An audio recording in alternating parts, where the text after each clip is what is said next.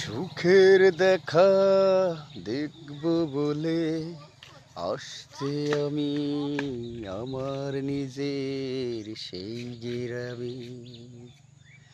বাড়ি হলো আমার সেই ছোট্ট একটি গ্রামে, নাম সাতকাশিয়া 5 নম্বর ওয়ার্ডে।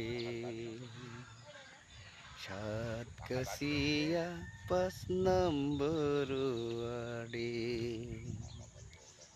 থানা হলো কালীগঞ্জ, জেলা ঝিনেদা, ইউনিয়ন 10 নম্বর কাষ্টভাঙা। আমাদের মাঝে ছোটবেলা কিছু স্মৃতি নিয়ে থাকি একসাথে। আমার বাড়ি হলো সেই সাতগেছে।